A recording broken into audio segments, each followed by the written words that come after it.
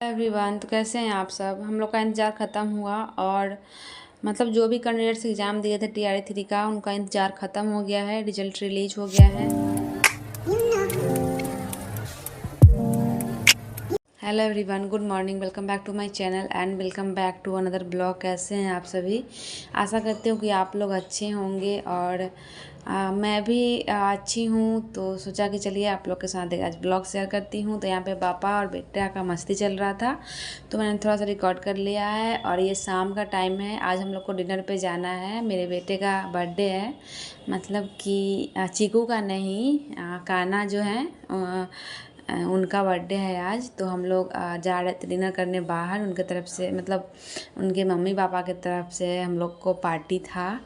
तो हम लोग जा रहे थे, मतलब कि मेरे दीदी और जीजा जी की तरफ से तो जा रहे थे हम लोग पार्टी में। तो सोचा कि चलिए एक ब्लॉग बनाते हैं और आप लोग के साथ शेयर करते हैं, क्योंकि बहुत दिनों से हम लोग कहीं बाहर गए नहीं थे कहीं पे भी। तो अब जब पूरा फैमिली एक साथ इकट्ठा होता है तो बहुत ही ज़्यादा अच्छा लगता है। तो इसीलिए हम लोग सोचे कि चलो फैमिली टाइम थोड़ा सा स्पेंड किया जाए। तो यहाँ पे हम लोग आ गए थे एक रेस्टोरेंट में और चीकू को देखिए, ये देख देख के मतलब देख रहे हैं सब कुछ और मतलब एंजॉय कर रहे हैं ये भी। और ये बर्थडे बॉय हैं, इन्हीं का बर्थडे है। और मतलब कुछ ऐसा था, मतलब हमारे यहाँ कि मतलब केक कटिंग वगैरह नहीं करना था। मतलब कि जो ये जिनका बर्थडे है उनके उनके चाचा चाची को मतलब कि बेबी हुआ है। तो इस वजह से केक कटिंग वगैरह नहीं करना था। तो हम लोग केक कटिंग नहीं किए थे, लेकिन डिनर प्लान किए थे हम लोग, क्योंकि मतलब सूतक चलता है ना। तो वैसे में मतलब शुभ ही होता है, मतलब कि मैं नहीं बोल पा रही हूँ, समझा पा रही हूँ, लेकिन अच्छा नहीं माना जाता है। इसलिए कुछ कोई भी अच्छा काम हम लोग नहीं कर सकते हैं।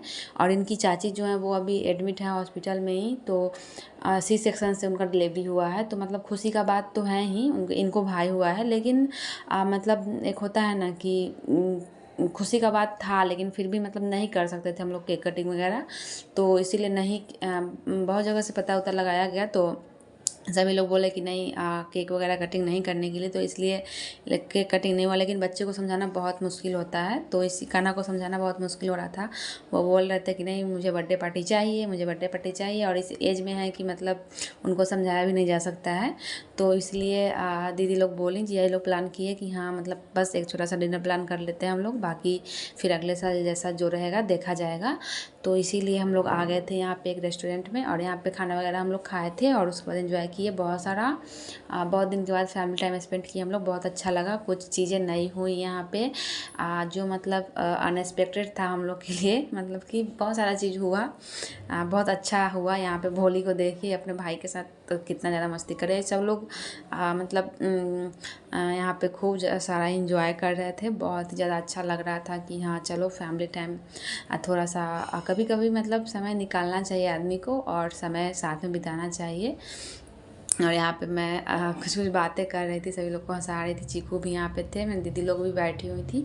तो सभी लोग यहाँ पे नहीं आ पाए थे। मेरी और 2 दीदी हैं और भी मतलब और भी लोग हैं, लेकिन वो लोग नहीं आ पाए थे क्योंकि अर्जेंटली में ही प्लान बना था। मतलब कि बहुत ही शॉर्टेड टाइम में प्लान बना था कि हाँ हम लोग को जाना है कहीं पे, मतलब कि ऐसे। तो बाहर जो लोग हैं, मतलब जो लोग मुजफ्फरपुर में रहते हैं, बस उन्हीं लोग को उन्हीं लोग के साथ हुआ था। बाकी बाहर वाले लोग को नहीं कहा गया था, क्योंकि नहीं आ पाते इतना शॉर्टेड टाइम में कोई भी लोग। और सभी लोग जॉब में हैं तो फिर अगले दिन से ड्यूटी रहता है सभी लोग का। तो इसीलिए मतलब कि बहुत सारा चीज़ होता है, तो इस वजह से नहीं बहुत सारे लोग नहीं आ पाए। मेरी और दीदी लोग नहीं आ पाई, लेकिन उन लोगों को भी हम लोग याद किए और वो लोग भी रहती तो और ज़्यादा अच्छा लगता। लेकिन कोई बात नहीं है, फिर कभी हम लोग प्लान करेंगे तो देखा जाएगा। फिर यहाँ पे खाना पीना लग गया था तो हम लोग अपना डिनर एंजॉय कर रहे थे।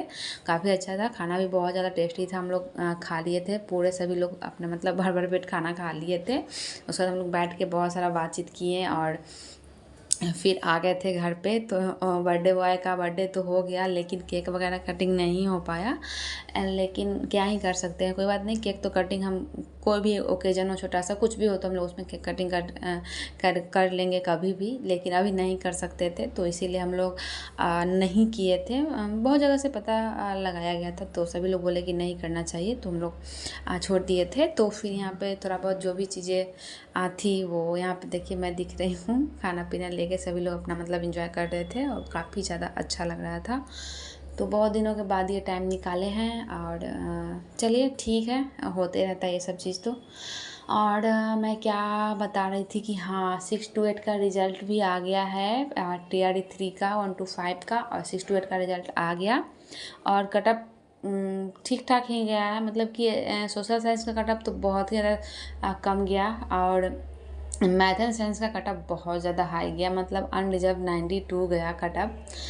क्या ही मतलब पता नहीं क्या हो रहा है, कुछ समझ में नहीं आ रहा। 92 कटअप मैथ एंड साइंस का 6 to 8 का मतलब अनएक्सपेक्टेड है।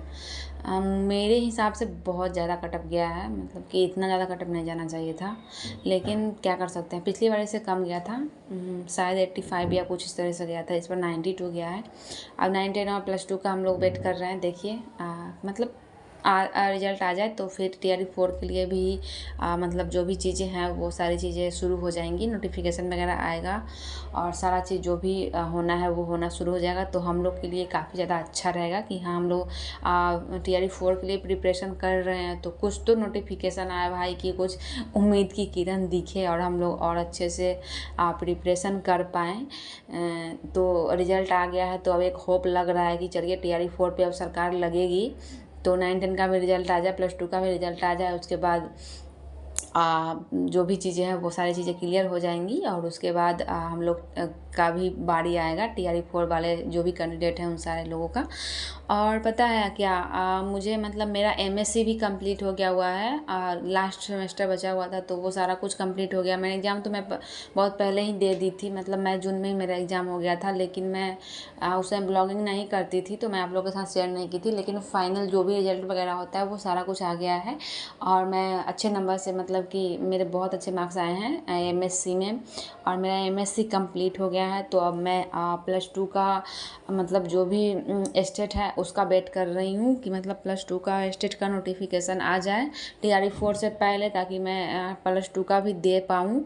और मुझे मतलब बहुत ज़्यादा मन है कि मैं +2 का भी दे पाऊँ स्टेट। और स्टेट निकालना तो मेरे लिए बहुत ही ज़्यादा इजी है, उसके लिए कोई ज़्यादा बहुत ज़्यादा टेंशन की बात नहीं है, वो तो मैं क्वालिफाई कर ही लूँगी, इतना मुझे अपने आप पे कॉन्फिडेंस है। और उसके बाद फिर मैं TRE 4 के लिए तो अभी कर ही रही हूँ, लेकिन ये मेरा MSc का ही था कि रिज़ल्ट आ पाएगा कि नहीं आ पाएगा, लेकिन TRE 3 में इतना ज़्यादा डिले हुआ तो मेरा कंप्लीट हो गया MSc और अब मैं मतलब मास्टर हो गई हूँ साइंस, मास्टर ऑफ साइंस से मैंने कर लिया है। तो ये सारा कुछ हो गया हुआ है, तो अब मैं स्टेट का वेट कर रही हूँ आ जाए स्टेट और अच्छे से मैं दे लूँ, क्लियर हो जाए मेरा, तो मैं TRE 4 के लिए तो भी कर ही रही हूँ 9, 6 to 8 के लिए।